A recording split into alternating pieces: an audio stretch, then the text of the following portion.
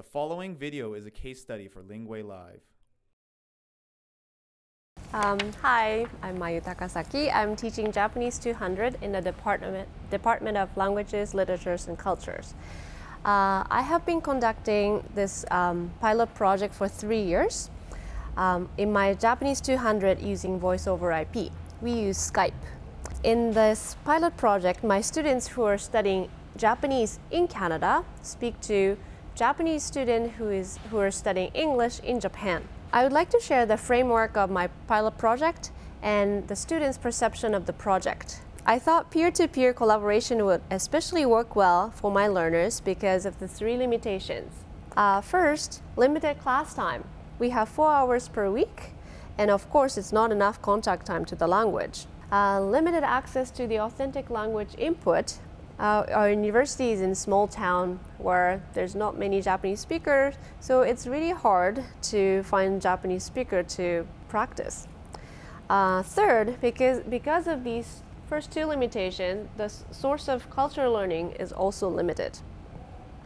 So my question and hope was, would collaboration with a partner class in Japan overcome these challenges? I have talked about this project to other instructors and they're enthusiastic. But they often ask me, how much work is the setup? Peer-to-peer learning has huge potential and huge flexibility. So how you use it depends so much on your circumstances. I would like to share my project design and my preparation that works well for me. Hopefully that helps you to imagine what you can do. I found a personal instructor in Japan, which you can do with LinguaeLive, and I created communication guidelines to explain students how to avoid miscommunication, etc., and what they're going to do. And then I created suggested topics coordinated with the content of the course. I felt the need because my students' proficiency level is novice to intermediate low. I evaluated students based on the protocol that they submitted. Here is student's task.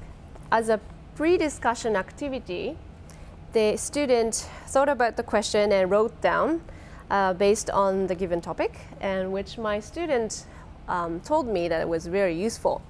And that gave students occasion to practice newly learned vocabulary and grammar. They contacted their partner to arrange a session time.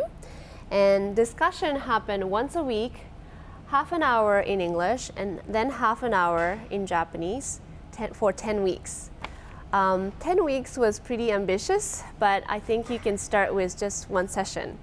My students talked to the same partner every week. After the discussion, they wrote the report, and this year they're posting their report on the class blog. One thing to note is that you only design your part of the project, and you don't have to coordinate with your partner instructor.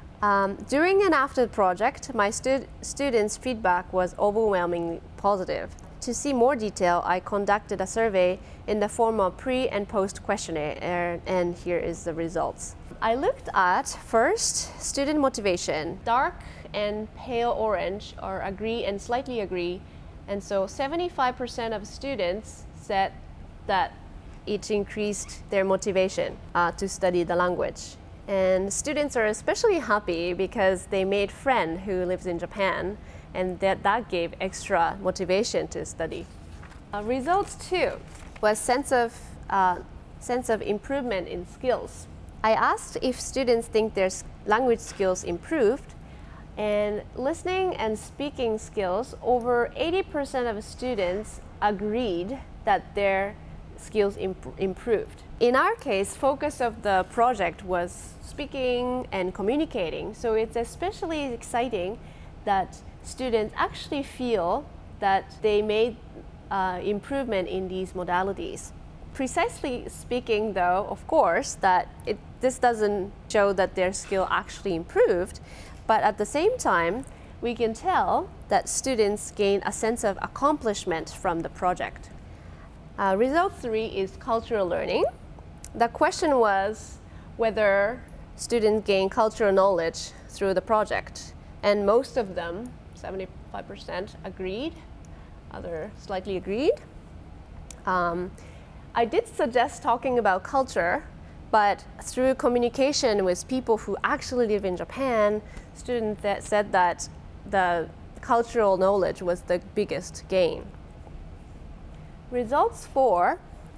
The question was whether students felt nervous when they talk in Japanese before the project and after completed 10 sessions. Let's look at the pre-results. More than 50% of the people said that they feel nervous when they talk in Japanese. Then post-questionnaire showed that less than 20% of people slightly agreed that they still feel nervous when they speak Japanese.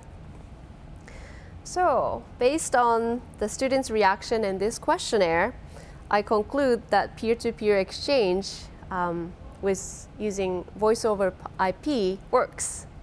And well, having self-directed learning time outside of the class and authentic language input from native speaker and talking and learning about culture through the collaboration with the partner class in Japan did help overcome our challenges in class.